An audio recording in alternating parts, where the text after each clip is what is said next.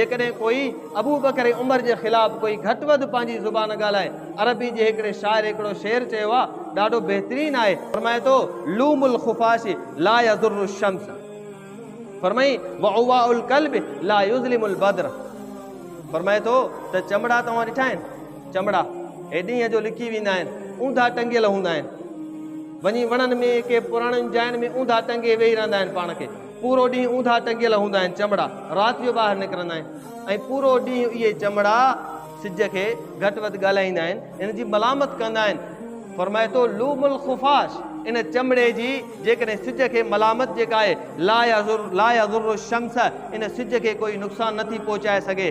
जेकॾहिं इहा चमड़ो दुनिया जो मलामत करे, दुनिया जे सिज खे काई तकलीफ़ कान्हे। दुनिया जो चमड़ो जेकॾहिं अबू बकर उमर जे ख़िलाफ़ ॻाल्हाईंदो, दुनिया में बि ऊंधो टंगियल हूंदो, क़यामत में बि ऊंधो टंगियल हूंदो।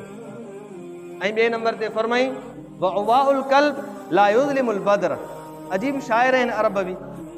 फरमाए थो उवाउल क़ल्ब ला युज़लिमुल बद्र, चोॾींहं जी राति जॾहिं थींदी आहे त पोइ कुता उनायूं कंदा आहिनि, चंड खे ॾिसी, रोशनी खे ॾिसी, ऐं कुतो उनाई कंदो आहे। जेकॾहिं कोई अबू बकर ऐं उमर जे इन जन्नत में पहुचण खे ॾिसी उनाई कंदो, अबू बकर ऐं उमर ते कोई बि फ़र्क़ु कोन पवंदो, बल्कि इहो दुनिया जो कुतो आहे जेको हिन चोॾींहं जे चंड खे ॾिसी भौंकंदो ऐं चोॾींहं चंड खे कुझु न पवंदो आहे।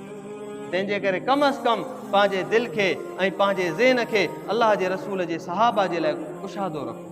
हुज़ूर अलैहिस्सलातु वस्सलाम जा सहाबी आहिनि, हिन वक़्त में हुज़ूर सां गॾु जन्नत में आराम फरमाइनि। सहाबी फरमाए थो हिकु दफ़े मस्जिद में अलाह जो रसूल आया, अबू बकर बि हुया, उमर बि हुया, साॼे पासे अबू बकर आहे, खाॿे पासे उमर आहे। फरमाए थो अलाह जे रसूल सल्लल्लाहु अलैहि वसल्लम अबू बकर जे हथ में, उमर जे हथ में हथु विझी हथ मथे करे फरमायो हा कज़ा नुबासु यौमल क़ियामह, ओ दुनिया वारो ॾिसी छॾियो, तव्हां छा बि चओ, क़यामत जॾहिं मां ऐं अबू बकर ऐं उमर हीअं गॾु थी करे जन्नत वेंदासीं।